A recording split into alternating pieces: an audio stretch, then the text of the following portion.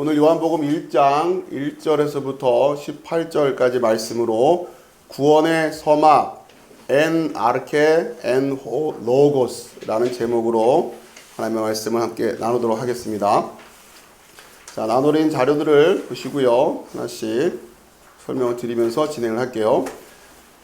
요한복음의 서막 프롤로그죠. 지금 우리가 함께 읽었던 요한복음 1장 1절에서부터 18절까지를 보통 요한복음의 서막, 프롤로그다 이렇게 얘기를 합니다. 자, 여기 안에서 이 기능이 뭐냐? 첫 번째는 예수 그리스도의 신성과 인성에 대한 선포를 하고 있는 거죠. 우리가 교리사를 통해서 계속 공부하고 있던 내용인데 그 내용을 요한복음 1장 1절에서부터 18절 이 프롤로그 부분에서 이 이야기를 하고 있는 거예요. 주제가 이거라는 거죠. 두 번째는 이 프롤로그를 읽고 있을 또 유대적인 배경을 가지고 있는 사람들의 입장에서는 제가 말씀드린 것처럼 유대교에서는 그리스도, 메시아죠. 히브리어로 말하면 메시아는 인간이란 말이에요. 탁월한 인간이에요. 하나님으로부터 택함을 받은 탁월한 인간.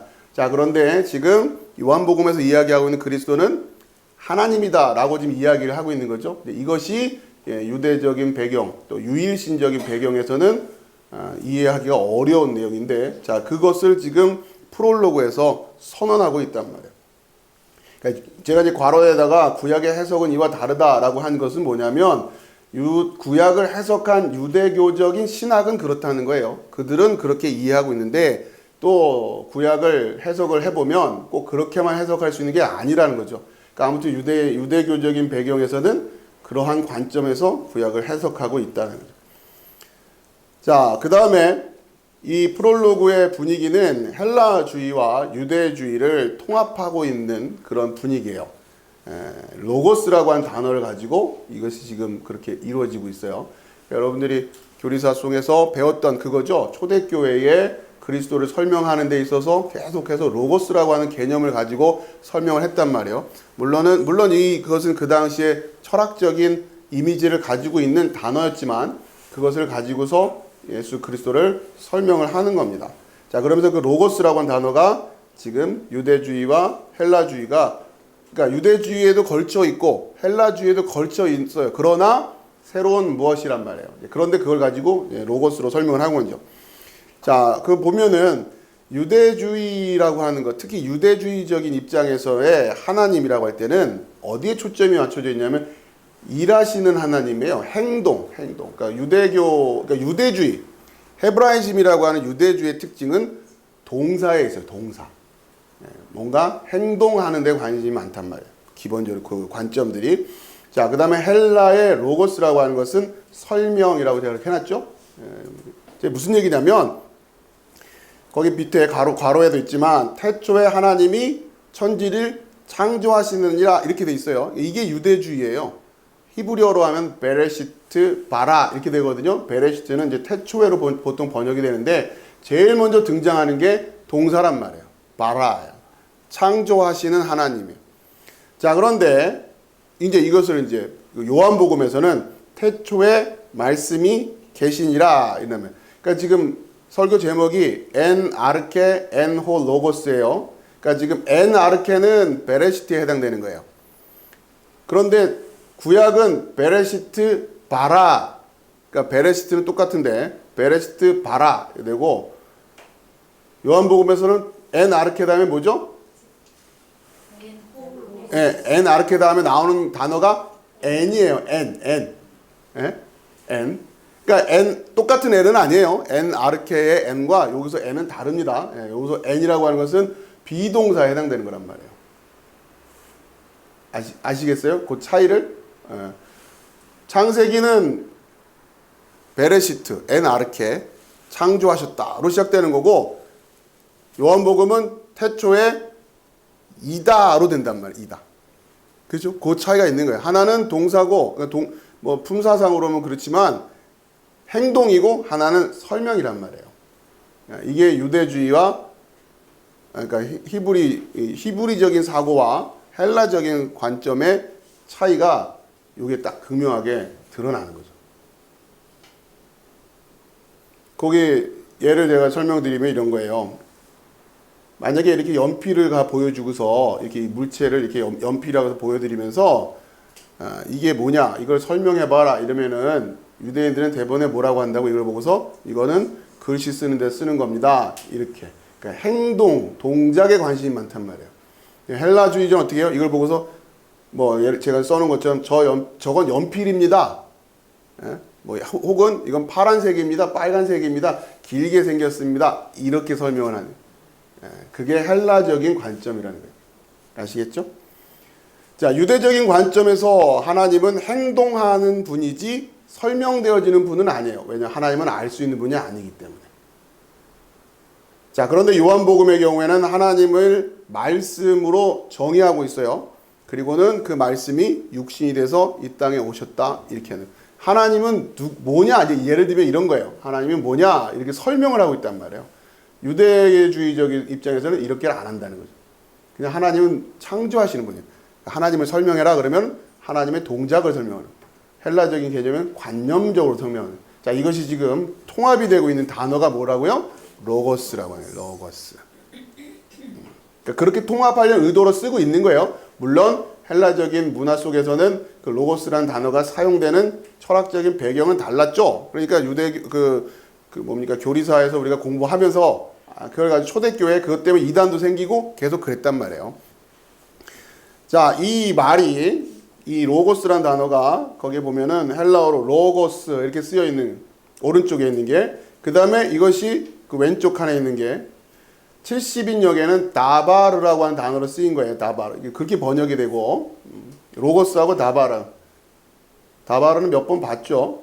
이건 이제 말이란 뜻도 있고 그 다음에 thing 어떤 사물 혹은 사건 이런 걸 갖다 가리키기도 하고 그 다음에 matter라고 해서 물질이라는 의미도 있단 말이에요. 그러니까 로고스란 단어와 다바란 단어. 그러니까 그렇게 진 구약 성경에는 쓰였단 말이에요. 자, 거기 보면 그 리차드 웜브란드라는 사람이 한 말이라고 하는 건데요. 이 사람이 메시아닉 주라고 해서 유대교적인 배경을 가지고 있으면서 기독교로 개종한 사람들을 메시아닉 주 이렇게 얘기합니다. 유대인이면서 그리스도인 사람들을. 자, 이 사람이 제안을 한 건 뭐냐면 요한복음 1장 1절을 그래서 이렇게 번역을 해야 된다. In the beginning was the real thing. 이렇게 번역을 해야 됩니다. 다바르적인 개념으로 번역을 해야 된다라고 생각하는 거예요. 태초에 말씀이 있었다 이렇게 번역하는데 그 로고스란 단어가 구약 성경에 다바르를 번역을 한 거다. 그렇죠? 근데 그 다바르라고 하는 것은 단순히 말만 의미하는 것이 아니라 뭔가 구체화된 사건 또 이런 거. 그러니까 이제 real thing으로 번역을 해야 된다. 이렇게 제안을 했다고 하는 거예요. 그러니까 지금 en arche en ho logos에서 이 ho logos라고 하는 단어가 가리키는 의미를 여러분이 잘 이해하시라고 하는 겁니다. 생각보다 간단한 단어는 아니었죠. 그러니까 계속 우리가 공부를 해 나가야 되는 단어예요. 자, 그리고 여러분에게 도움을 드리기 위해서 프롤로그의 카이즘 구조라고 해서 카이즘이라는 단어는 몇 번 들어보셨죠? 이게 대칭적인 우리말로는 교차 대조라고 해요. 교차 그러니까 그 교차 평행 그 히브리 문학이 가지고 있는 특징이에요. 특징 중에 이렇게 교차적으로 대칭 구조를 가지면서 가지고 있는 특징을 카이즘 이렇게 얘기를 하는데 자, 보시는 법은 A와 밑에 A를 보시면 돼요. A 다시로 되어 있죠. 첫 번째 A는 주제가 하나님과 함께 계신 영원한 말씀. 자, 그 다음에 A 다시는 뭐죠? 시작. 하나님으로부터 온 영원한 말씀. 그렇죠? 그렇게 지금 뭔가 주제가 구조적으로 대칭이 되어 있단 말이에요. 자, 그러면서 B번은 같이 시작. 말씀으로 말미암아 지음받은 세상. 이건 창조 얘기예요.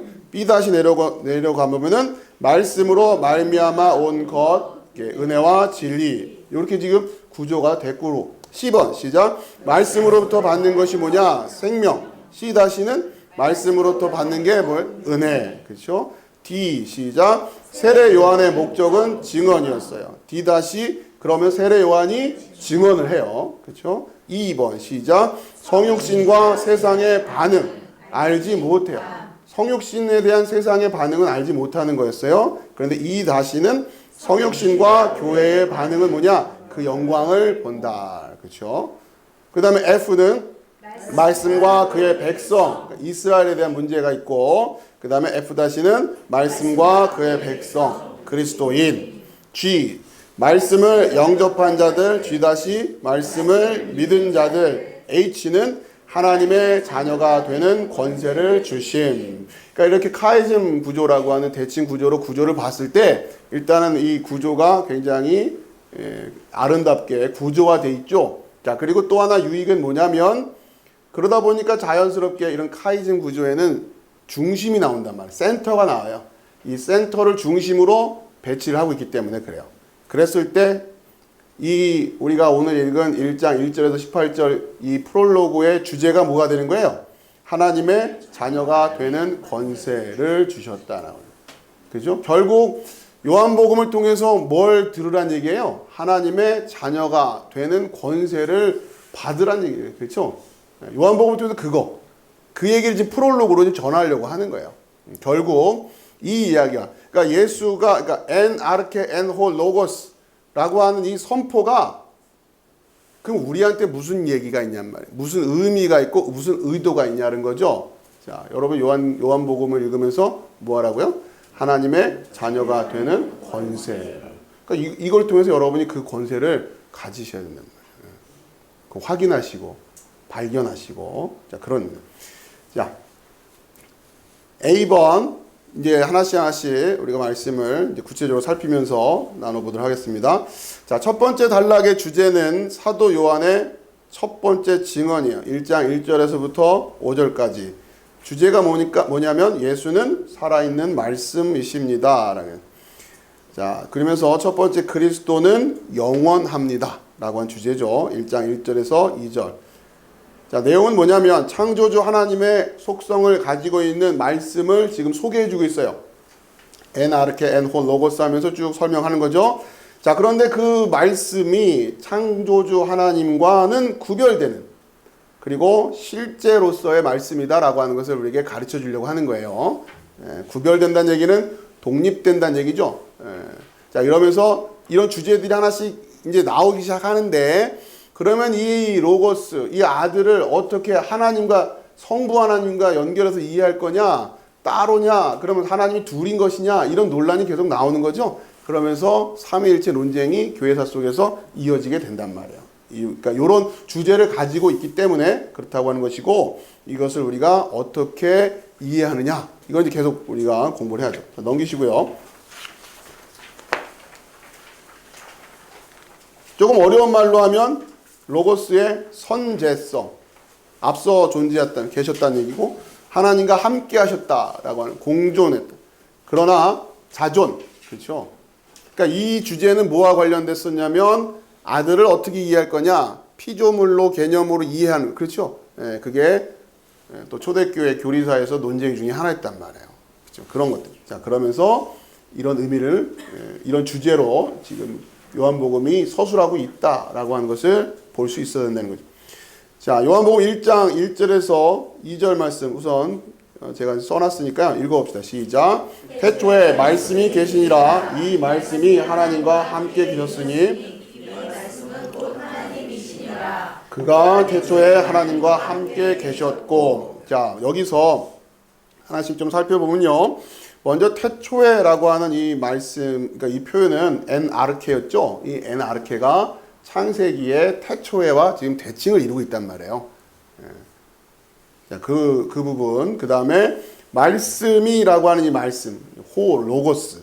그러니까 결국 요한복음은 그 호 로고스를 설명하려고 하는 거고, 자, 그 호 로고스를 설명을 하는데 유대주의적인 배경, 헬라주의적 배경에서 뭔가 비슷비슷한 것 같지만 뭔가 지금 다른 호 로고스를 설명하고 있는 거죠. 자, 거기에 계시니라 라고 하는 단어가 굵은색으로 제가 표시를 해놨는데 계시니라 그 다음에 중간에 또 함께 계셨으니 또 이 말씀은 곧 하나님이시니라 또 2절에 계셨고 그러니까 지금 계시니라 계셨으니 이시니라 계셨고 우리말로는 다 이렇게 바꿔서 지금 번역이 됐지만 헬라어로는 다 무슨 단어냐면 N이라고 하는 단어예요. N이라는 단어. 그렇죠? 이렇게 생긴 거.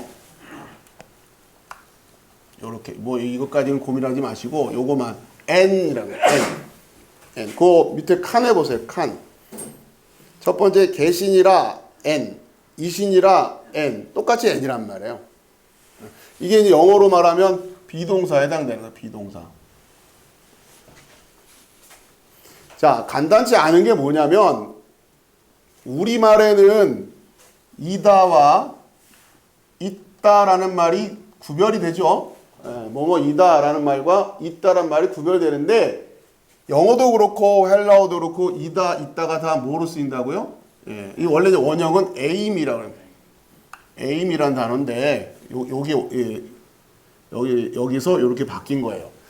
그러니까 이다라는 말과 있다라고 하는 말이 똑같은 단어로 쓰이고 있으니까 이게 지금 사실은 뭐 문맥상 정확하게 번역이 가능한 부분에서는 이걸 있다라고 해야 될지 이다라고 해야 될지 구별이 되겠지만 이 두 관점이 지금 한 단어로 표현되고 있다고 하는 거예요. 이러다 보니까 간단치 않은 상황들이 생기는 거죠. 그러니까 지금 있음과 존재와 이게 지금 사고적으로 지금 같이 돌아간단 말이에요. 자, 우선 여러분이 앞으로 계속 얘기가 나올 테니까 지금 그런 부분이 있구나. 예.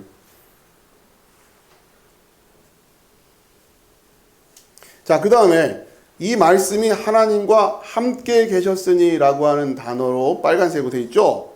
자, 밑에 그 헬라어 원어로 되어 있는 것에 보면 빨간색이 프로스예요. 프로스. 여러분 이 단어는 좀 아셔야죠. 왜 아셔야 돼요?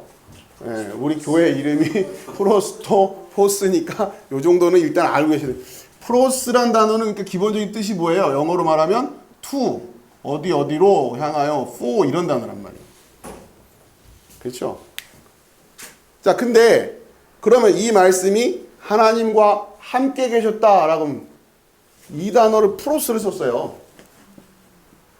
그렇죠? 우리가 그러니까 이 헬라어에서 함께라는 기본적인 의미를 갖는 거는 메타라는 단어가 있어요. 이게 함께 영어의 with. 여러분이 함께 계셨어요 하면 이 단어를 생각하는 거 아니에요? with. 그렇죠? 근데 지금 여기 헬라어는 기본적으로 프로스란, 물론 많은 용례를 살펴보면 프로스란 단어를 함께란 단어로 번역해야 자연스러운 상황도 있지만 아무튼 기본적인 어감은 어디를 향하여 어디로 그런 뜻이란 말이에요. 프로스라고 하는 단어가. 그러면 이 말씀이 하나님과 함께 계셨다라고 할 때에 이 함께가 우리가 같이 손에 손잡고 있는 함께가 아니라 어떤 의미에서의 함께예요? 에?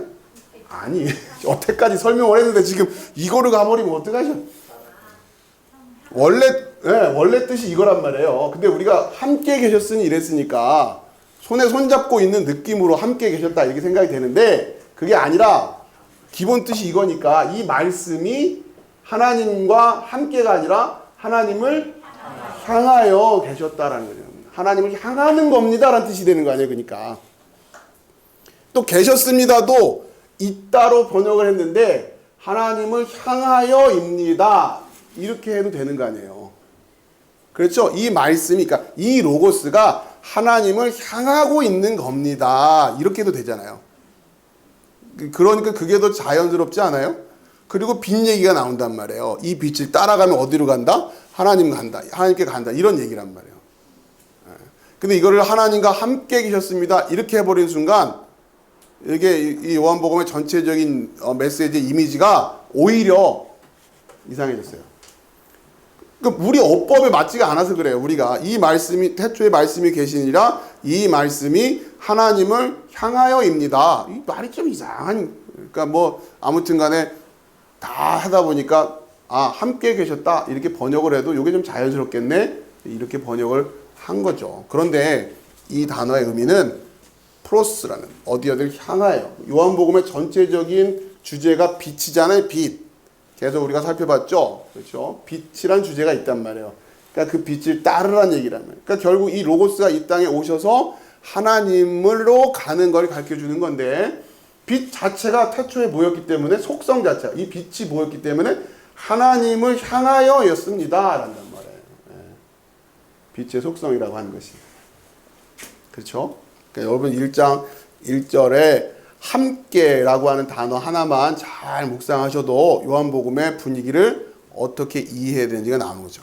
함께가 아니라 프로스예요. 프로스.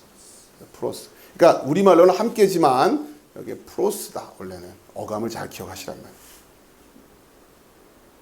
그러면서 2절에 그가 태초에 하나님과 함께 계셨고, 여기에 또 이 함께도 프로스예요. 밑에 보면 그러니까 그가 태초에 하나님으로, 그 태초부터 하나님을 향하는 것입니다. 이런 뜻이 되겠죠. 그러니까 말이 어려워요. 그러니까 번역을 굳이 하려면 어려워요. 그러니까 여러분이 아무튼 이 단어의 의미를 하나하나 아시고 묵상을 하시면 되는 거예요. 아, 이런 뉘앙스겠구나. 영어 공부를 하시다 보면 영어도 마찬가지죠. 뜻은 알겠는데 번역하기가 참 애매한 경우가 있단 말이에요. 그런 것처럼. 자, 이 요한복음 1장 1절에서부터 2절 말씀의 분위기가 지금 잠언 8장 22절에서 31절까지 말씀 우리 같이 또 읽어봅시다. 시작. 여호와께서 그 조화의 시작 곧 태초에 일하시기 전에 나를 가지셨으며, 자, 하나님이 태초에 뭐가 있었다 막 이런 개념이 요한복음에 와서만 덜렁 있는 얘기가 아니란 얘기예요. 여기도 보니까 여호와께서 그 조화의 시작 곧 태초에 일하시기 전에 나를 가지셨으며, 여기서 나는 지혜입니다. 그 문맥상 23절 읽어보자. 시작. 만세 전부터 태초부터 땅이 생기기 전부터 내가 세움을 받았나니 아직 바다가 생기기 아니하였고 큰 샘들이 있기 전에 내가 이미 났으며 산이 세워지기 전에 언덕이 생기기 전에 내가 이미 났으니 하나님이 아직 땅도 들도 세상의 근원도 짓지 아니었을 때여다. 그가 하늘을 지으시며 궁창을 해면에 두르실 때에 내가 거기 있었고 그가 위로 구름 하늘을 견고하게 하시며 바다의 샘들을 힘있게 하시며 바다의 한계를 정하여 물이 명령을 거스르지 못하게 하시며 또 땅의 기초를 정하실 때에 내가 그 곁에 있어서 창조자가 되어 날마다 그의 기뻐하신 바 되었으며 항상 그 앞에서 즐거워하였으며 사람이 거처할 땅에서 즐거워하며 인자들을 기뻐하였느니라. 아멘. 그러니까 구약 안에서도 창조 전이라고 하는 개념이 있어요. 그렇죠? 창조 전에 있었다라고. 지금 이제 그러한 것과 지금 요한복음 1장의 이 초반의 분위기를 이어서 그러니까 이해하시면 됩니다. 자, 이사야 9장 6절 시작. 이는 한 아기가 우리에게 낳고 한 아들을 우리에게 주신 바 되었는데 그의 어깨에는 정사를 메었고 그의 이름은 기묘자라 모사라 전능하신 하나님이시라 영존하시는 아버지라 평강의 왕이라 할 것임이라. 아멘. 자, 뭐예요? 아들의 이름이 뭐래요? 전능하신 하나님, 영존하시는 아버지라 할 거란 얘기잖아요.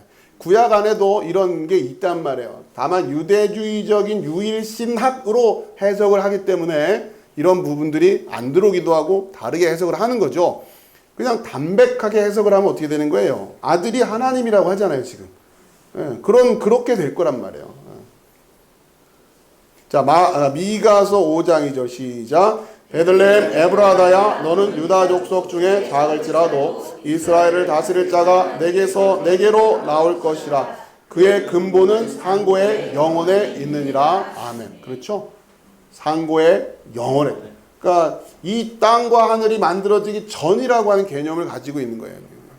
그때부터 존재하고 있는 그 창조주 하나님과 지금 속성을 공유하고 있는, 우리 인간들에게는 비공유적 속성으로 공부하셨죠. 하나님의 속성, 영원, 뭐 이런 부분에 있어서 그 속성을 공유하고 있는 분이다. 그러니까 하나님이라는 거죠. 그러니까. 자, 골로새서 1장 17절 시작. 또한 그가 만물보다 먼저 계시고 만물이 그 안에 함께 섰느니라. 아멘. 그렇죠. 계속 요한복음 1장 1절에서 2장 2절에 이 테마가 요한복음에 와서 불쑥 나온 게 아니란 말이에요. 구약의 전통을 계속 이어오고 있는 거죠. 자, 2번 주제입니다. 그리스도는 창조주입니다. 라고 하는 3절 말씀 시작. 만물이 그로 말미암아 지은 바 되었으니 지은 것이 하나도 그가 없이는 된 것이 없느니라. 아멘.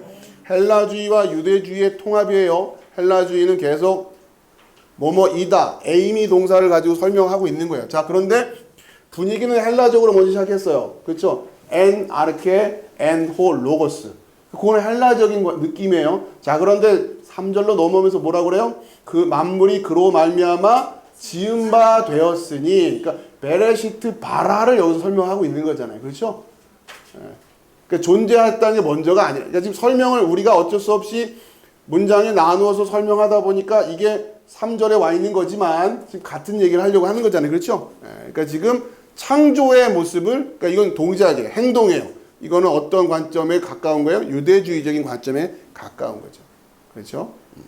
그러한 문학적인 또 어떤 그 뭡니까? 유대주의와 헬라주의라고 하는 그 틀 속에서 여러분이 이 성경을 좀 그러니까 큰 시각을 가지고 보실 수 있어야 된다는 거예요. 자, 만물이 그로 말미암아 지은 바 되었으니 지은 것이 하나도 그가 없이는 된 것이 없느니라. 그러니까 지어졌다라고 하는 이 말이 그 밑에 박스 있죠? 거기에 보면은 파란색으로 되어 있는 거 그 오른쪽에 기노마이라는 단어, 기노마이. 그게 영어로 하면은 come into existence, 존재하게 되다 이런 뜻이거든요. 그러니까 이게 지은 바 되었다라는 단어를 이 기노마이라는 단어를 변형을 시켜서 사용을 합니다. 자, 이 만물이 그로 말미암아 지은 바 되었다. 지은 것이 하나도 그가 없이는 된 것이 없다. 자, 이 얘기가 그러니까 이 로고스 요한복음에서 이 그 홀 로고스가 창조주로 지금 설명을 하고 있는 거잖아요. 자, 이게 우리가 교리사 때도 배웠지만 뭐와 관련된 논쟁이었어요? 아리우스 성부 하나님과 성자 하나님의 관계를 어떻게 이해할 것이냐라고 할 때에 초대교회부터 계속해서 성자 하나님의 신성을 성부 하나님과 동등하게 여기지 않으려고 생각하는 그런 의식들이 계속 있어 왔단 말이에요. 그것이 가장 초기에 보였던 것이 아리우스 논쟁. 물론 그 이전에 에비온주의 뭐 이런 것들도 있었고요. 아무튼 계속 그렇게 지금 흘러내려오고 있고 지금도 마찬가지예요. 오늘날에도 마찬가지란 말이에요. 여러분들 이런 것들을 하나씩 공부하시면서 좀 연결하시면 좋겠습니다. 자, 넘기시고요. 이게 제가 그냥 설교 시간에 여러분 아리우스 논쟁 들으셨죠? 하고 넘어갈 수 있는 게 얼마나 행복한지 모르겠네요. 들으시긴 했잖아요. 그렇죠? 기억은 뭐 몰라. 그잖아요. 그죠? 그게 어딘데요? 아리우스라고 들어는 보셨잖아요. 계속 말씀드리지만 계속 들어요. 계속. 지금 뭐 시험 공부하듯이 막 하지 그런 게 아니라 듣고 듣다 보면 이제 익숙해져요. 그리고 또 이제 교리사라고 해서 복잡한 것 같지만 내용은 단순하거든요.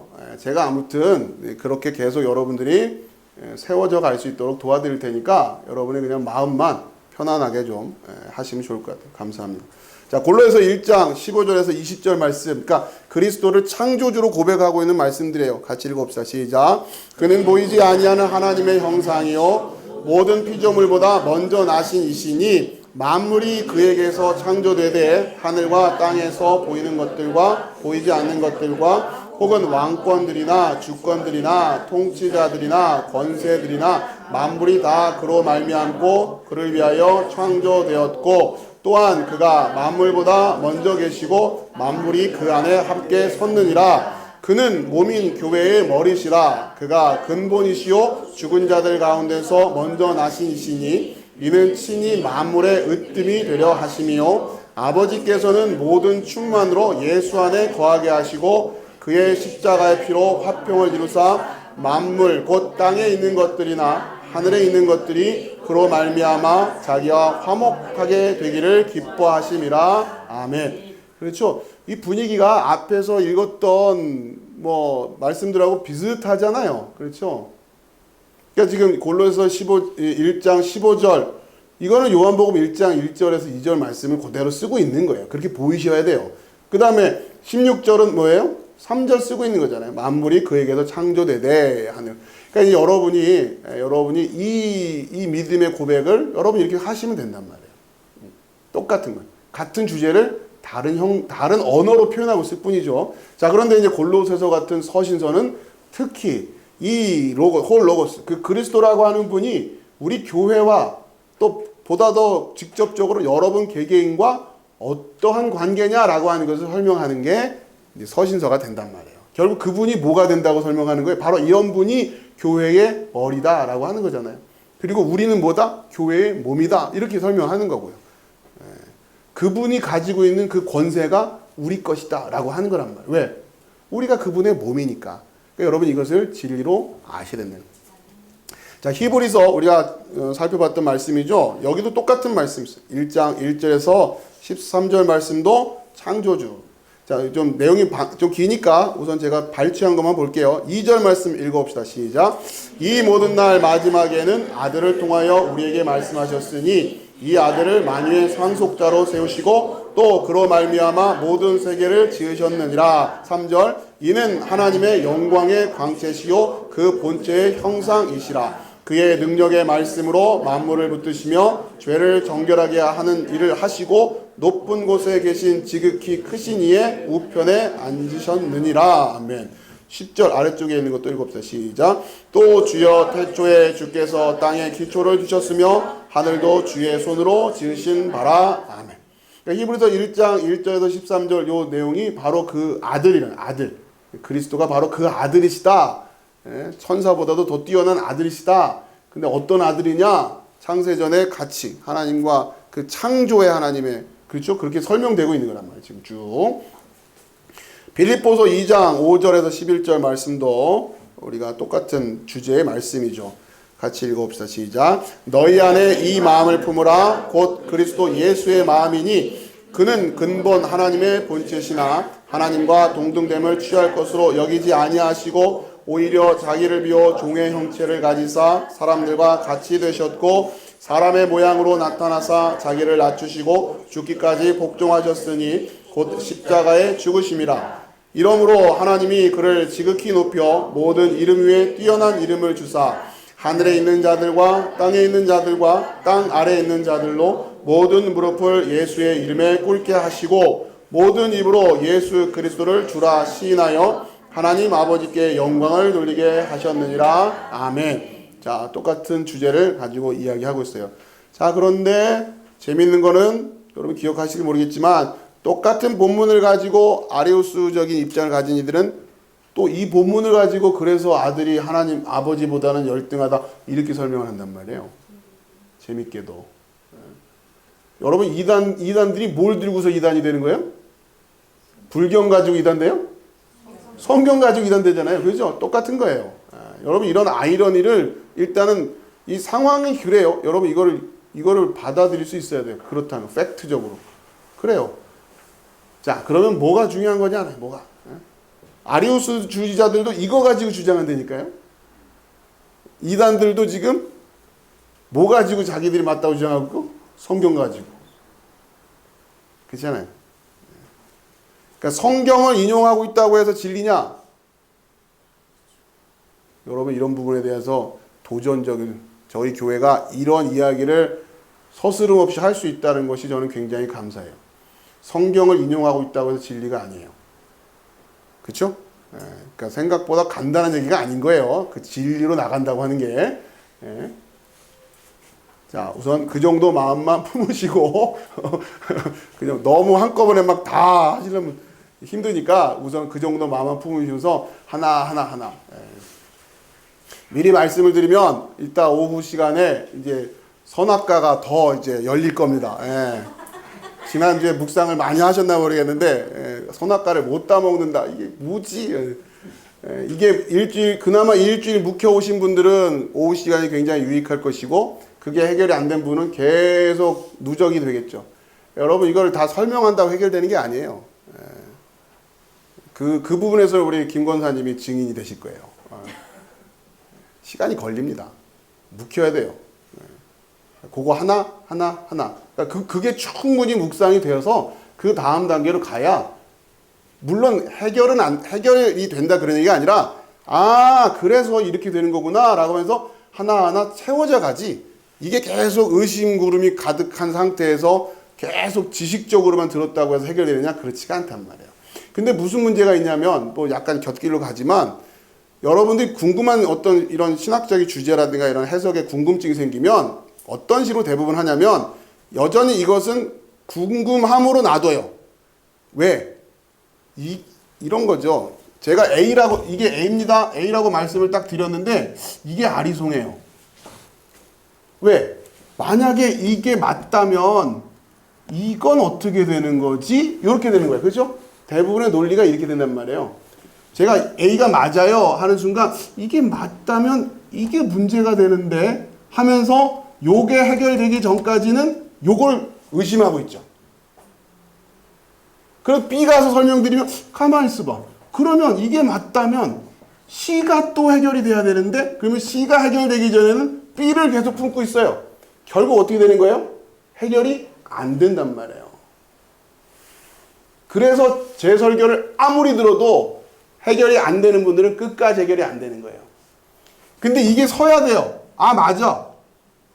이게 맞다. 그리고 나서 B로 가야, 아, 이게 좀 애매한데? 근데 이걸 보니 이게 맞긴 한 것 같은데, 여기까진 가야 돼요.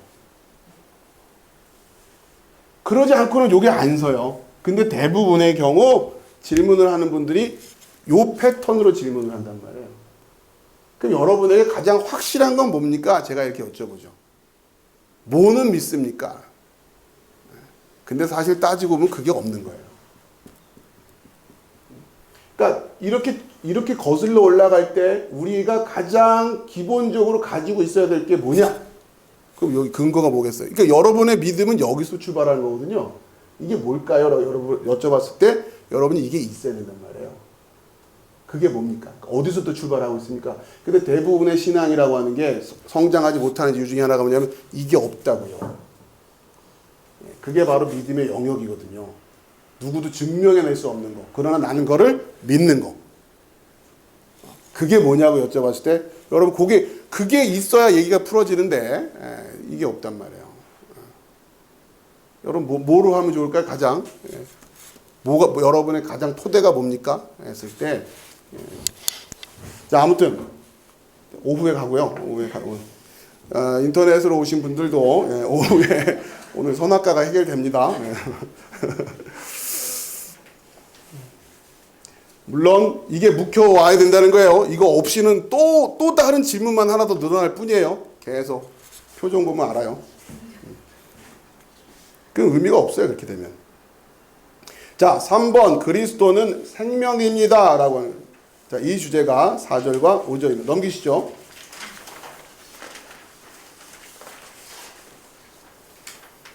여러분 아무튼 요한복음 이렇게 오늘 이게 뭐 전에 것도 그렇지만 잘 좀 메모도 하시고 잘 챙겨 놓으세요. 귀중한 자료들이 될 겁니다. 요한복음 1장 4절에서 5절 같이 읽읍시다. 시작. 그 안에 생명이 있었으니 이 생명은 사람들의 빛이라. 빛이 어둠에 빛이 돼 어둠이 깨닫지 못하더라. 자, 이제 생명이라는 주제, 그 홀 로고스에서부터 시작해가지고 쭉 생명까지 왔어요. 그 안에 생명이 있었으니 이 생명은 사람들의 빛이라. 그 빛이 어둠에 빛이 돼, 하나씩 설명을 드릴게요. 빛이 돼라고 하는 게 괄호에 제가 뭐라고 했어요? 현재 시제 그랬죠? 현재 시제의 의미는 여러 기능이 있지만 1차적으로 앞으로 계속 익숙해지셔야 돼요, 여러분. 현재 시제 하면 먼저 떠올라야 될 게 늘 항상 그렇다는 거예요. 그걸 현재 시제라고 해요. 그러니까 지금이라는 뜻이 아니에요. 지금이라는 개념이 아니라 시간적인 의미보다는 이것은 언제나 늘, 그러니까 진리라는 개념이 들어가 있어요. 현재 시제라고 할 때는. 그러니까 빛이 어둠에 비치는 요거는 뭐예요? 계속 되고 있는 거예요. 예전이나 지금이나 미래에도 계속 그렇게 된다라는 거예요. 그런데 어둠이 깨닫지라는 단어가 카타 람바노라는 단어가 쓰인 거예요. 람바노는 들어봤죠? 거기에 강조된 게 카타 람바노 이렇게 생각하시면 돼요. 람바노는 내 것으로 취하다라는 뜻이에요. 그죠?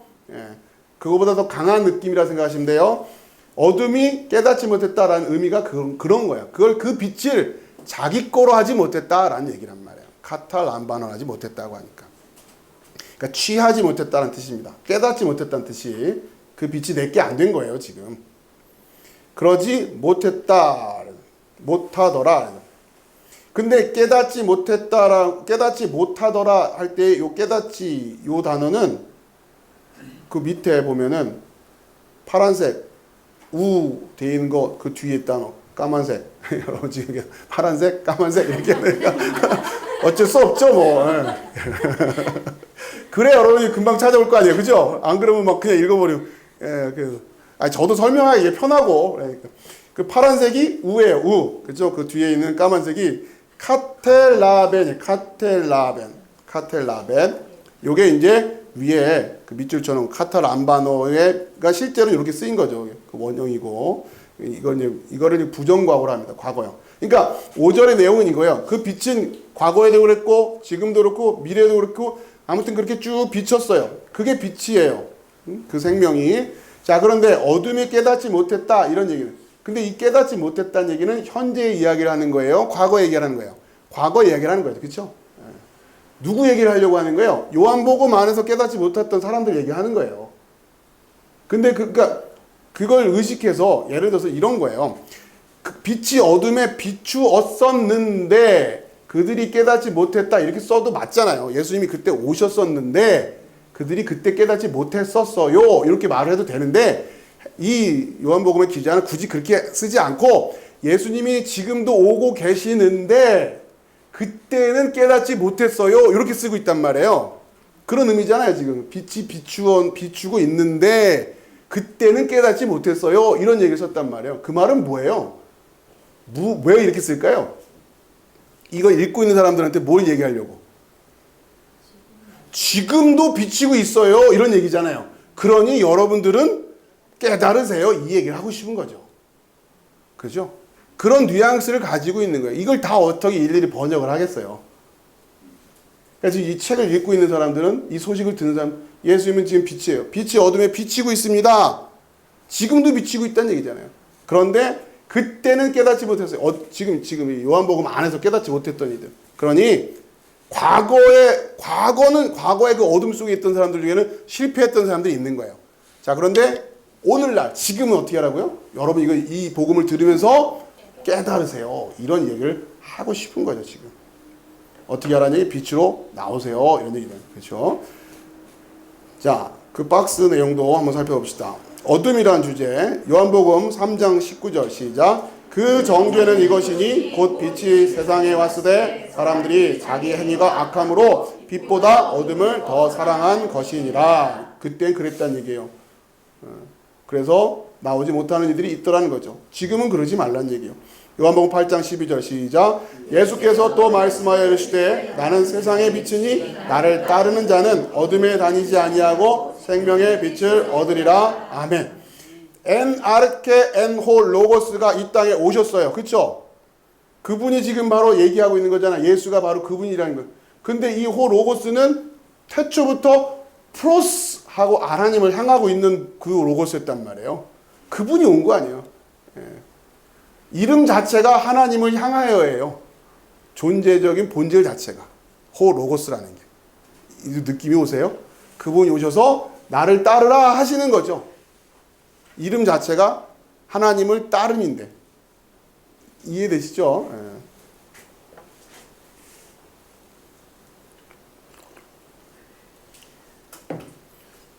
성경을 우리가 올바로 이해하기 위해서는 작은 단어 같지만 그 단어 하나가 가지고 있는 뉘앙스를 이해하고 있는 게 굉장히 중요한 겁니다. 이런 것들을 여러분들이 작업을 좀 열심히 해야 돼요.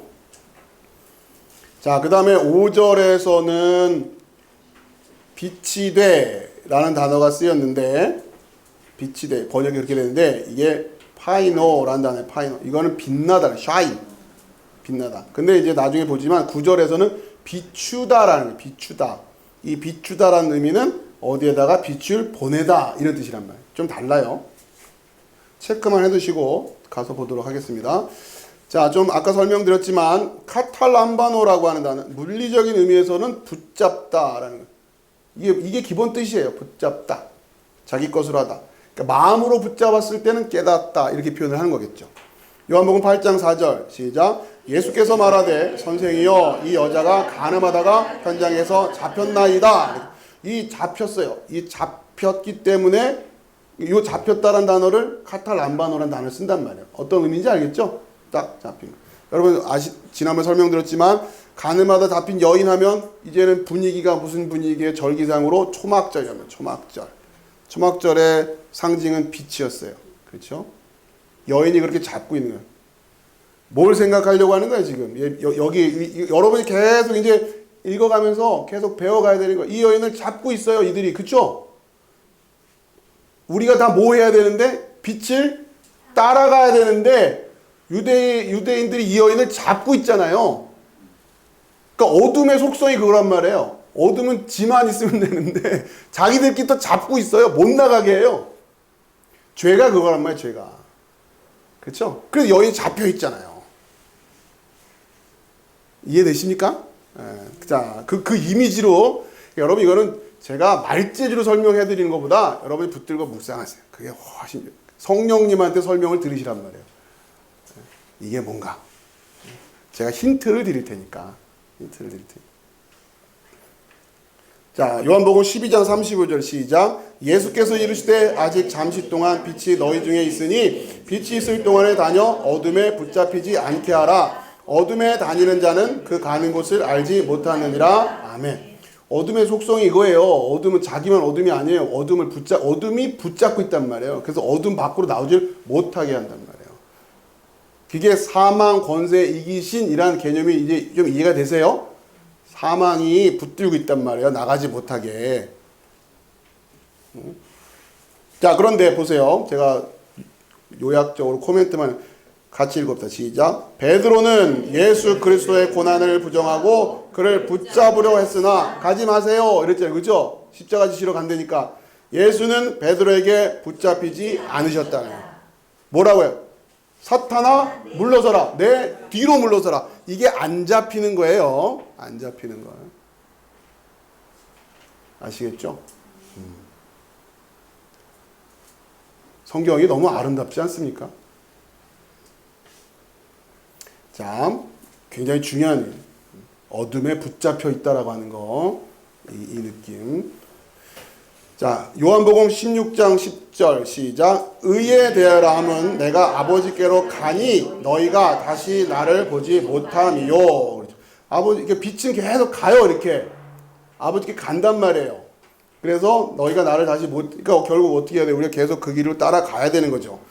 자, 이 주제를 가지고 히브리서 13장 13절이 우리도 전에 배웠죠. 같이 읽읍시다. 시작. 그런즉 우리도 그의 치욕을 짊어지고 영문 밖으로 그에게 나아가자. 하나씩 봅시다. 자, 그의 치욕을 짊어지고 영문 밖으로 나가자 그랬어요. 영문, 왜요? 성전 안과 성전 밖에 피 흘림은 어디에 있으니까? 성전 밖에 있으니까. 그러니까 성전 밖으로 나가야 되잖아요. 그렇죠? 근데 성전은 오히려 뭐가 돼 있어요? 어둠. 그렇죠? 성전은 어둠이 되어 있고, 그러니까 성전 밖으로 나가야 되죠. 여기에 피 흘림이 있으니까. 그렇죠? 근데 이 어둠이 쉽게 나가게 해줘요? 안 나가게 한단 말이에요. 왜? 붙잡고 있단 말이에요. 이거를 사망의 권세라고 하는 거예요. 사망. 그 사망 권세를 이긴다라는 얘기예요. 이 어둠 권세, 사망 권세, 죄, 뭐 다 같은 얘기예요. 이거를 놔 하고 가야 될 거 아니에요.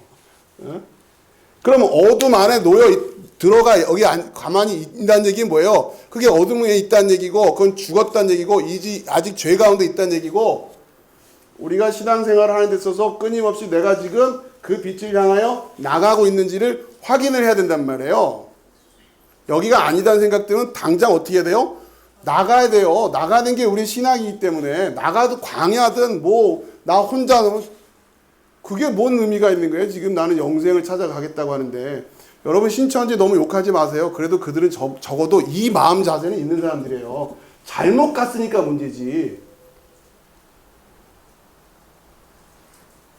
오히려 그런 사람들에게 제대로 가르쳐주면 오히려 더 돌아올 확률이 크다고 저는 봐요. 그래서 저는 우리 교회가 앞으로 해야 될 일이 굉장히 많다고 생각하는 거예요. 제대로 가르쳐주면 제대로 갈 사람들도 있을 거예요, 분명히. 그런데 이런 결단을 안 하잖아요. 일반 성도들이라고 하는 사람들이, 소위 정통 교단에 있다고 하는 사람들이 진짜 이런 마음을 가지고 늘 살아가냔 말이에요.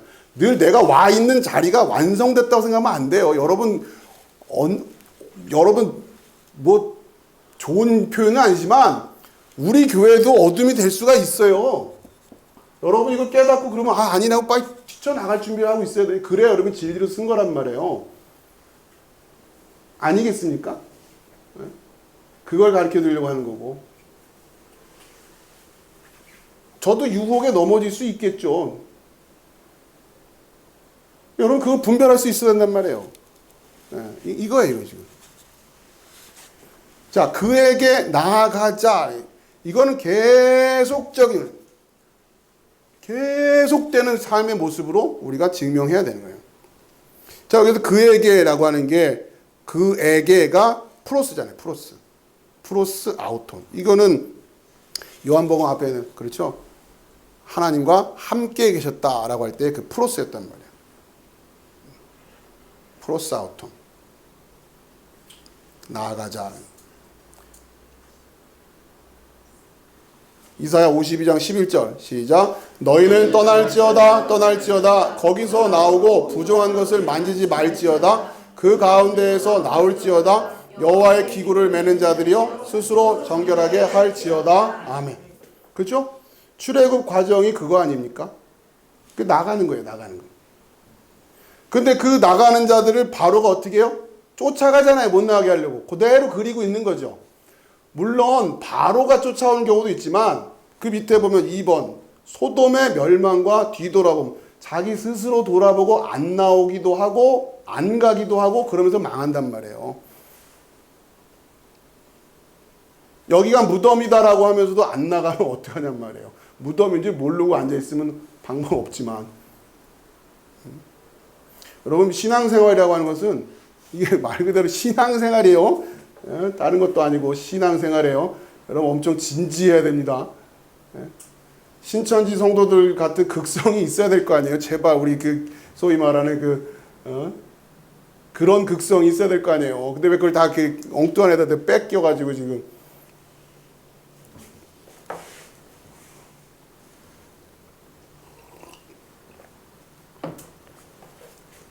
제가 이게 어쨌든 라이브로 방송도 되고 이게 녹화도 될 거라 저도 스스로 이게 지금 요즘 제 나름대로 되게 이렇게 좀 수위 조절을 하면서 거친 표현을 삼가고 있는데 나중에 밥 먹으면서 얘기하죠. 정말 어처구니 없는 상황들이 너무 많아요. 제가 최근에 들었던 이야기 중에 가장 쇼킹한 얘기. 신천지 가는 사람들은 원래 그렇게 말씀을 극성스럽게 믿어서 가는 거 아닙니까?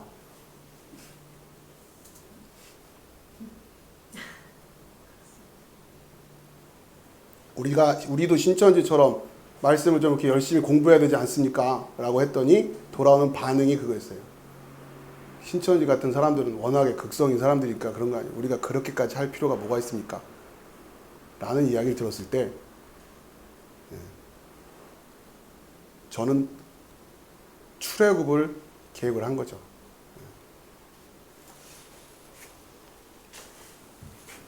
자, 세례자 요한은 누구인가? 요한복음 1장 6절에서부터 8절 시작. 하나님께로부터 보내심을 받은 사람이 있으니 그의 이름은 요한이라. 그가 증언하러 왔으니 곧 빛에 대하여 증언하고 모든 사람이 자기로 말미암아 믿게 하려 함이라.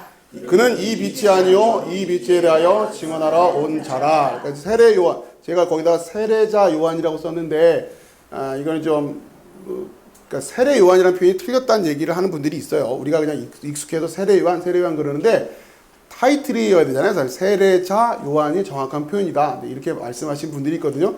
그러니까 저는 여러분 그냥 입에 붙은 대로 그냥 하는데 혹시라도 누가 얘기하면 그건 맞죠라고 이렇게 너무 당황하지 마시고 그래서 세례자 요한이라는. 자, 넘기시고요.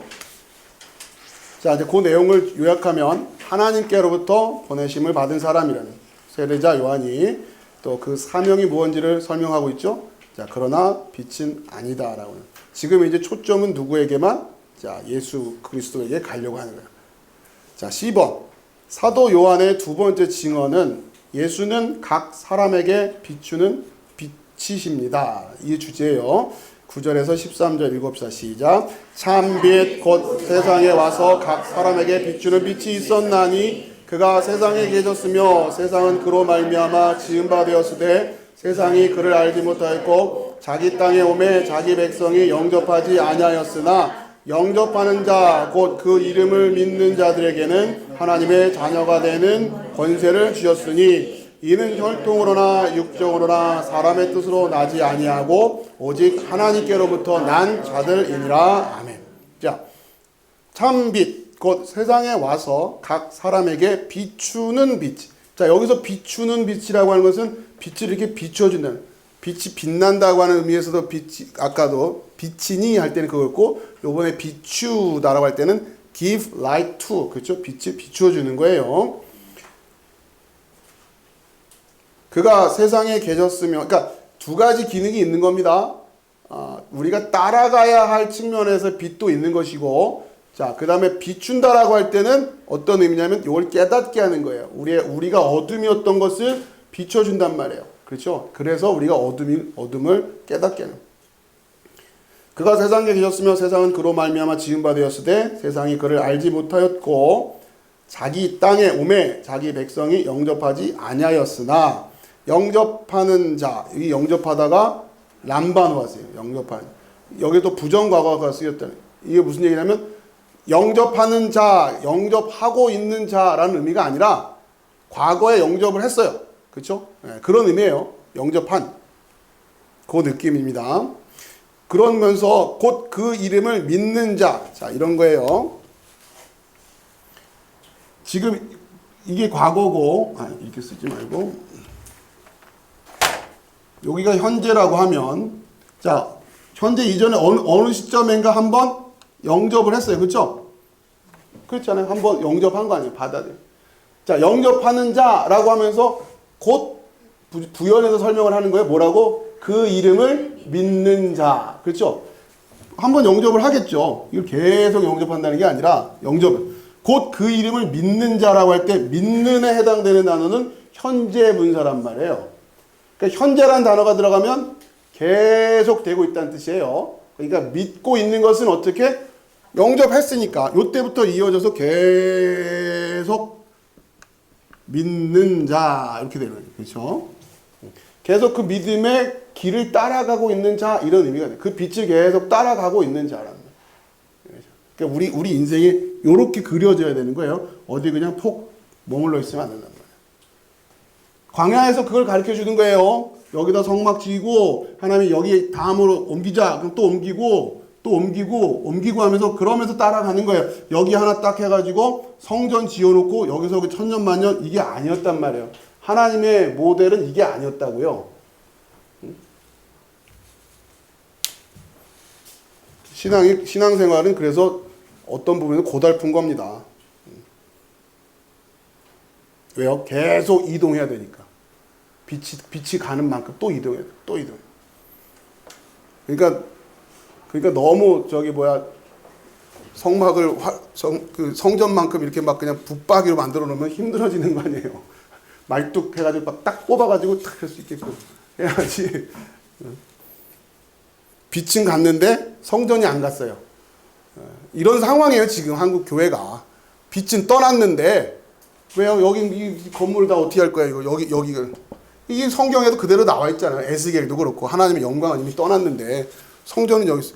그러니까 예전 같으면 말뚝 뽑아서 따라갈 수 있으면 간편하게 딱 뽑아가지고 탁 들러매고 쭉 가서 하나님의 영광이 있는 곳에 딱 자리 잡으면 되는데 그러다가도 며칠 있다가 또 이동하시면 또 이동하면 되는데 그냥 이렇게 만들어 버렸으니 빛은 떠났는데 계속 있는 거죠. 자, 그 이름을 믿는 자들이라고 하는 의미가 문법적으로 그래요. 계속해서 이어지고 있다는 의미를 가지고 있어요. 하나님의 자녀가 되는 권세를 주셨으니. 자, 그런데 이 하나님의 자녀가 되는 이라고 하는 것은 부정, 과거, 부정사. 그러니까 여기서 중요한 거는 부정, 과거라는 의미예요. 부정, 과거. 하나님의 자녀가 되는은 또 어떤 형태로 주셨어요? 부정, 과거. 한번 딱 주식으로 끝나는 걸로. 그 차이를 아시겠어요? 영접했어요. 계속 우리는 이어져 가야 되는 거예요. 하나님의 자녀가 되는 권세는 또 이렇게 한 번에 툭 주어진 거라는 거예요. 그런 느낌으로 지금 쓰고 있는 거예요. 매번 가가지고 결제받아야 되는 그런 게 아닌 이미지란 말이에요, 지금 이게. 그러나 뭘로 우리가 하나님의 자녀됨을 이 세상에서 증명하면서 살아가야 돼요? 믿는 자의 모습으로 살아가야 된단 말이에요. 이런 긴장이 있는 거죠. 한번 받았으니까 나는 어떻게 살아가든 상관없어. 이건 구원파예요. 이렇게 되면 아시겠죠? 이건 박옥수 구원파가 이렇게 되는 거고, 계속 그러니까 성경은 그런 앞면도 보여줬다, 뒷면도 보여줬다, 오른쪽도 보여줬다, 왼쪽도 보여줬다 하면서 계속 긴장감을 갖고 우리에게 가게끔 하신단 말이에요. 여러분 그거를 잘 이해하셔야 돼요. 자, 13절에 이는 혈통으로나 육정으로나 사람의 뜻으로 나지 아니하고 오직 하나님께로부터 난 자들이니라. 요 표현, 하나님께로부터 난 자들, 요거 밑줄 거놓으시고 이걸 여러분들이 들어야 될 표현이잖아요. 그렇죠? 이게 열매라고 가르쳐 드렸잖아요. 아, 이제 보니 당신이 하나님께로부터 오셨군요. 당신이 예수님으로부터 오셨군요. 그러니까 이렇게 돼야 하나님께로부터 난 자들이라고 하는 이야기를 듣는 거예요. 어떻게 해야 돼요? 영접하고 믿고 하나님의 자녀가 되는 권세로 살아가는 모습이 그걸 가지고 하나님께로부터 온 자들이다라고 하는 그걸로 확인을 하는 겁니다. 여러분이 그 믿음의 여정으로 살아가고 있느냐? D번 사도 요한의 세 번째 증언. 예수는 육신이 된 말씀이십니다. 요한복음 1장 14절에서 18절 시작. 말씀이 육신이 되어 우리 가운데 거하심에 우리가 그의 영광을 보니 아버지의 독생자의 영광이요 은혜와 진리가 충만하더라. 요한이 그에 대하여 증언하여 외쳐 이르되 내가 전에 말하기를 내 뒤에 오시는 이가 나보다 앞선 것은 나보다 먼저 계심이라 한 것이 이 사람을 가리킴이라 하니라.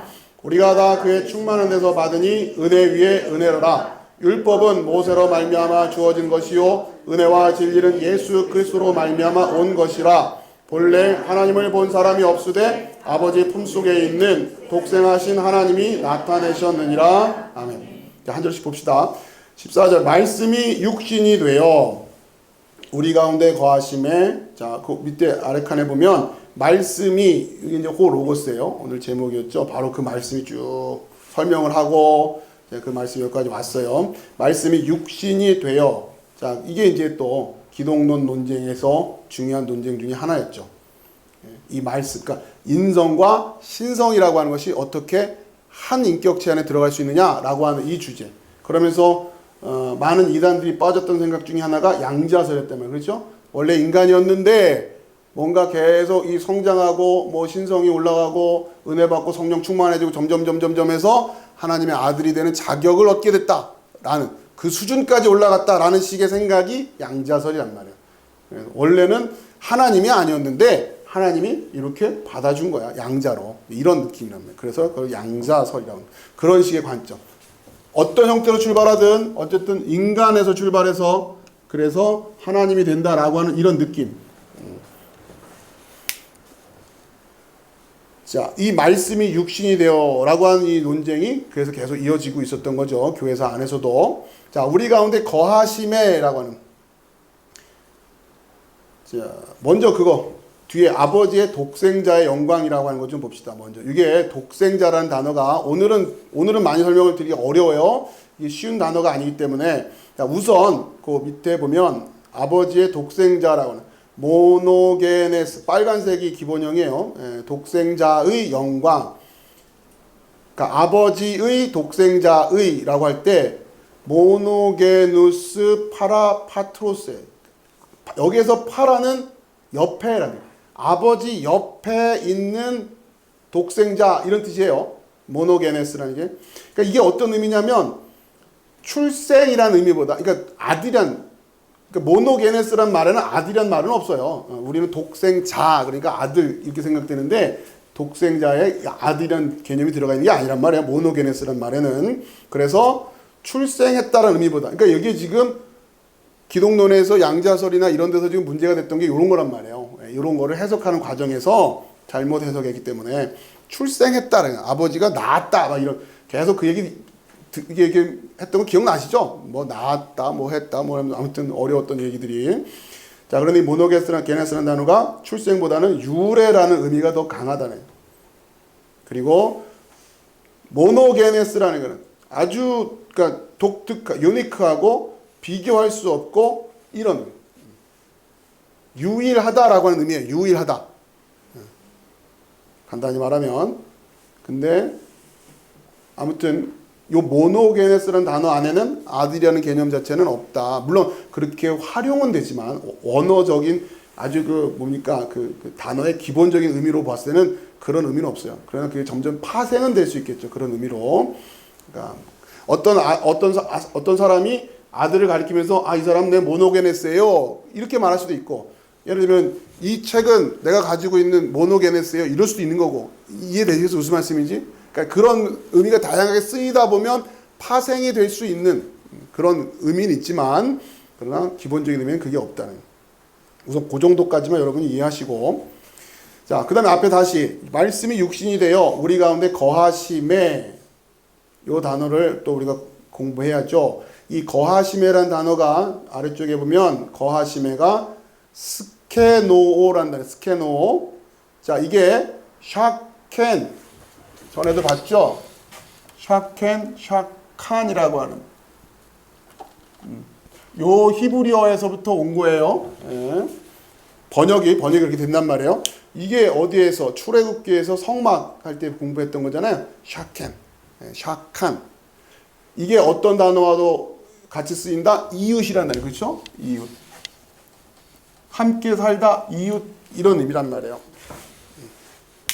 그러니까 14절에 말씀이 육신이 되어 우리 가운데 거하심이라는 단어는 원어적으로 살펴가면 어떤 뉘앙스를 가지고 있는 거예요? 말씀이 육신이 되어 우리 가운데에서 이웃이 되었습니다. 우리랑 같이 사십니다. 이런 의미가 된단 말이에요. 자, 17절에 율법은 모세로 말미암아 주어진 것이요 은혜와 진리는 예수 그리스도로 말미암아 온 것입니다. 자, 그래서 구약과 신약의 관계를 연속해야 될 것이냐, 구별해야 될 것이냐, 구약과 신약의 연속성의 주제예요. 이런 것들이 같이 있는 거죠. 간단한 주제는 아닙니다. 율법은 모세로부터 말미암아 주어진 것이요 은혜와 진리는 예수 그리스도로 말미암아 온 것이다. 그러면 구약은 율법, 신약은 은혜, 진리 이렇게 구별할 거냐? 아니란 얘기예요. 연속적인 부분이 있어요. 그러나 구별되는 부분도 분명히 있죠. 자, 그런 개념인 거고, 아무튼 그러니까 율법과 예수 그리스도, 신약과 구약의 관계는 그거 제가 메모해 놓은 마태복음 5장 17절에서 20절, 고린도후서 3장 6절에서 16절 여러분 거 가보시면 됩니다. 다 전에 했던 거고요. 보시면 되고요. 자, 그랬을 때 이 율법과 은혜와 진리 이게 어떻게 하나로 이게 통합이 돼서 완성될 것이냐? 그게 바로 서로 사랑으로 완성시키라는 거예요. 서로 사랑으로.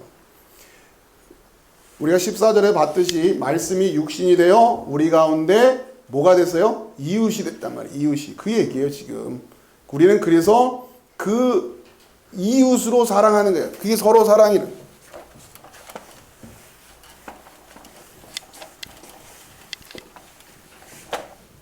예수님이 호로고스가, 그렇죠? 호로고스가 육신이 되어 예수 그리스도로 오셨어요. 그래서 뭐로요? 우리의 이웃이 되었잖아요. 그렇죠?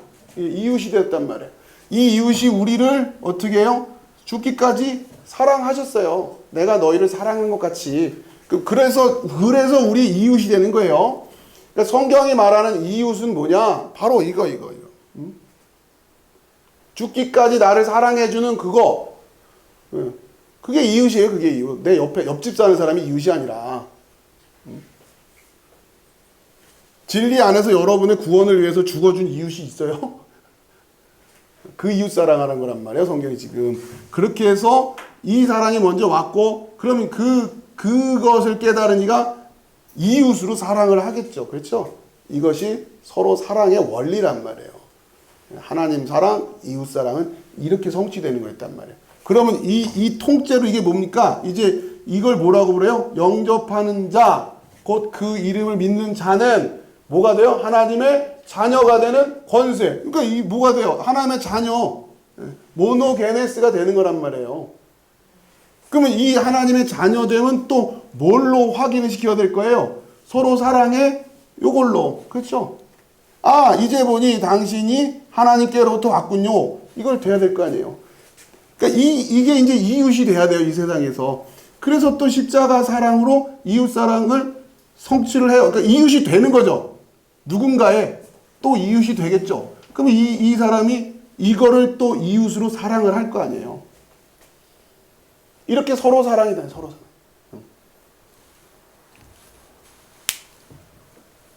이것을 먼저 뭐부터 하라고요? 여러분이, 그러니까, 자, 이게 여기까지는 일단 교회고, 이것은 교회 밖으로 이것이 점점 확대돼 나가야 될 거 아니에요. 그렇죠? 자, 그것이 되려면 뭐가 지금 요 안에서, 교회 안에서 교회가 진짜 교회가 되면 자연스럽게 이건 되게 돼 있다는 얘기예요. 성경은 그 얘기하는 거예요. 여기 신경 안 쓰고 자꾸 교회 담장 밖으로 부침개 싸들고 나가지 말고 이걸 진짜 교회로 만들란 말이에요. 진짜 이웃이 되게 이 안에서. 그러면 자연스럽게 이게 된다고요. 이게 성경이 말하는 진리란 말이에요. 진리. 아니 지금 같이 앉아있는 옆 사람도 지금 이게 안 되는데 뭔 교회 담장 밖에 나가가지고 무슨 부침개를 붙여주면서 이웃사랑을 실천한다라고 그러고 있냔 말이에요. 그런 건 절간에서 하라고 하고, 아, 우리도 합시다. 안 하는 것보다 낫겠지. 그러나, 이걸 놓치고 가면 어떻게 하냔 말이에요. 이걸 놓치고 가면.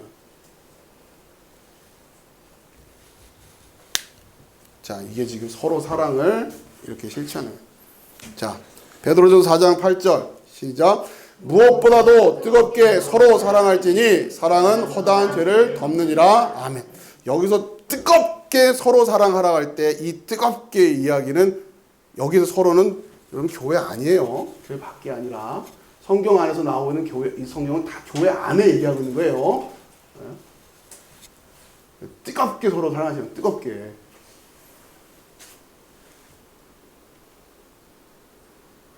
베드로가 이 얘기를 하는 게 참 아이러니죠. 그죠? 지난번에 봤듯이 베드로가 근데 쟤는 어떻게 되는 거예요? 이랬단 말이야, 지금 베드로가. 근데 베드로가 지금 무엇보다도 뜨겁게 서로 사랑해라 이 얘기를 하고 있는 거예요. 어떻게 했겠을까요? 눈치 봐가면서? 아니잖아요. 그렇죠? 베드로가 이게 베드로 전서를 쓰는 거예요. 그 사랑을 깨닫고. 요한계시록 19장 11절 시작. 또 내가 하늘이 열린 것을 보니 보라 백마와 그것을 탄 자가 있으니 그 이름은 충신과 진실이라. 그가 공의로 심판하며 싸우더라. 아멘. 우리가 요한계시록에서 공부하겠지만 예수님의 이름, 예수 그리스도의 이름이 충신과 진실이라는 거죠. 그렇죠?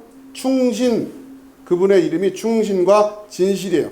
충신이라는 헬라어가 피스토스예요. 피스토스, 그렇죠? 피스티스는 많이 봤는데 피스토스는 잘 안 나온단 말이에요. 피스토스의 의미는 계속, 자, 아까 우리가 공부했던 영접하는 자, 곧 그 이름을 믿는 자에게는 하나님의 자녀가 되는 권세를 주셨으니 할 때에, 자, 지금 현재고 언젠가 시점에서 영접을 하셨겠죠? 영접이 됐겠죠? 영접하고, 이거는 한 번으로 딱. 자, 그 다음에 그 이름을 믿는 자들 했을 때 계속 이어져 가고 있어야 될 거 아니에요? 이렇게 이어져 가는 요 하나하나의 점들이 모여져서 이게 전체적으로 쭉 이어지면 이걸 다 한꺼번에 말할 때는 피스티스고, 그렇죠? 요 점 하나는 뭐라고요? 피스토스고, 그렇죠? 여기서 예수를 충신이라고 얘기할 때는 피스토스를 썼단 말이에요. 사실 같은 얘기예요. 이거나 이거 모으면 이거가 되는 건데, 그렇죠? 자, 그러면 어디에 초점을 두고 있느냐라고 하는, 어디에 초점을, 피스토스라고 이렇게 하나하나 살아가는 모습. 뭐로? 진실로, 진리로. 여기도 마찬가지로 알레디노스를, 오스 이렇게 끝나는 거는 그 순간순간 구체적인 삶의 모습, 현상에 강조를 두는 용법이에요. 오스 이렇게 얘기하면은. 그러니까 지금 진실로 사는 모습, 그런데 초점을 두고자 하는 의도가 있어요. 진리하면 알레세이아라는 단어가 있단 말이에요. 진리. 그죠? 우리말은 그냥 진리, 이렇게 알레세이아, 아란단. 근데 알레디노스, 이렇게 되면 이건 또 약간 뉘앙스가 다른 거란 말이에요.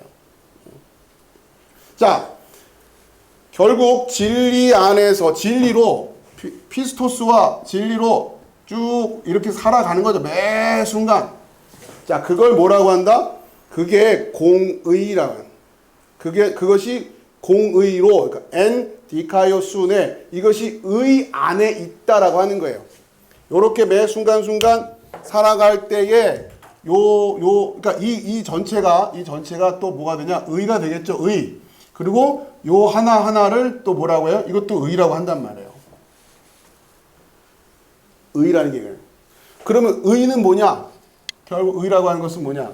예수님이 의를 정의를 하잖아요. 의란 아버지께로 가니 너희가 다시는 나를 보지 못함이요. 라면 의의 개념에는 뭐가 있어요? 아버지께로 가시며 진인 증언하시기를 선지자가 고향에서는 높임을 받지 못한다 하시고 지금 뭐죠? 이렇게 진행해요. 자, 그러자 46절 예수께서 다시 갈릴리 가나에 이르시니 자, 가나는 뭡니까 저거는? 갑자기 유튜브 나오더니. 아, 그래요? 왜 저렇게 된 건지 모르겠네. 아무튼 오늘 여러분 이제 좀 오후에 보시겠지만 이제 우리 교회가 이제 방송국이 만들어졌어요. 그래가지고 지금 약간 지금 제가 오전에 했는데 저런 상황이 되면 안 되는 건데 아무튼간에 뭐 자, 아무튼간에 하이라이트인데 이게 여기서 갑자기 자 다시 정리. 자, 보세요. 의가 뭐예요? 의가 뭐냐? 내가 아버지께로 가는 거. 그걸 의라고 한단 말이에요. 그러니까 다 연결돼 있어요. 결국 이 피스티스가 바라보는 방향은 뭐예요? 의죠. 이렇게 가는 걸 의라고 하고 이 의는 또 뭘 바라보고 있으니까 아버지를 바라보고 있단 말이에요. 아버지를. 예? 아버지를 바라보고 있단 말이에요. 그러니까 그것을 공의로 할 때에 엔 디카이오순의 의 안에서의 삶이 되는 거예요. 그게. 자, 그런데 이렇게 뭘 한다고 그래요? 이렇게 심판도 하고 뭐도 한다고 했어요? 싸우다 전투도 하는 거예요. 자, 이 두 가지 요소가 있는 거예요. 우리 크리스찬들에게 있어서는 요한계시록이니까 이 분위기를 이해하시라면 요한계시록 분위기로 우리의 전투의 모습은 다른 게 아니에요. 이게 우리의 싸움의 모습인 거예요. 근데 계속해서 어둠은 붙들고 있을 거 아니에요, 우리를. 그렇죠? 그거를 뿌리치고 갈 줄 아는 게 싸움이고 앞에 놓여 있는 장애물을 치우고 가는 게 싸움이에요. 그러니까 계속 이렇게 가는 게 우리의 싸움이 된단 말이에요. 그런데 우리의 싸움의 모습은 동시에 심판의 모습이 된단 말이에요. 왜냐? 이런 거예요. 여러분들이 여기에 있다가 이쪽으로 가는 순간 여기는 뭐가 되는 거예요? 심판이 되는 거예요. 이렇게 하나님은 심판을 보여주신다고요. 여러분이 애굽에 있다가 애굽에서 나오게 되면은 출애굽을 하면서 애굽이 돼버리잖아요. 그러니까 여러분이 이 의를 따라가면서 동시에 모두 하고 있는 거예요? 심판을 하고 있는 거죠.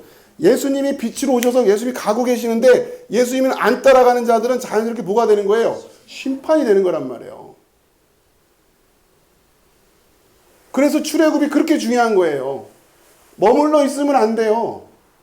모르니까 그러고 있을 거 아니에요. 모르니까. 알아도 뒤돌아보고. 어쩜 성경은 모든 걸 다 가르쳐주고 있죠. 저기가 소돔인 줄 알고 나왔네? 근데 왜 뒤돌아보냔 말이에요. 지금 그 얘기예요. 요한계시록 여러분 복잡하게 생각하지 마세요. 이상한 거로 생각하지 마시라면. 이 싸움이에요, 지금. 그러고서 보면 아직도 무덤 가운데 놓여있는 사람들 얼마나 많은데요. 버글버글해요, 버글버글. 자기들끼리. 못 나가. 몰라서도 못 나가고, 소돔 뒤돌아보더라도 못 나가고. 도대체 뭐 때문에 못 나가냔 말이에요. 무슨 영광을 바라보겠다고. 자, 이 굉장히 중요한 단어예요. 이게 그 개념이에요. 이 요한계시록 19장 11절에 내가 하늘에, 이거 나중에 그 요한계시록의 그 전투 장면이 나오는데, 백마 탄 자와 거슬 탄 자 그 이름은 충신과 진실이라 그가 공의로 심판하며 싸우더라. 이 싸움의 모습을 여러분이 정확하게 잘 이해해야 돼요. 우리의 믿음의 싸움이라는 게 뭐냐? 그러니까 이거 원리를 알고서 이제 세부적인 것들을 공부해 나가셔야 된다. 우선 이걸 잘 이해해야 돼요. 그렇죠? 그러니까 전에도 말씀드렸지만 왜 애굽을 변화시키지 않으시냔 말이에요. 하나님은 왜 바로를 은혜 주시면 될 거 아니에요. 바로를 은혜 줘서 그냥 애굽을 변화시키면은 한 방에 해결될 건데 왜 출애굽을 시키냔 말이에요. 왜? 전투와 심판을 같이 해야 되기 때문에 그런 거예요.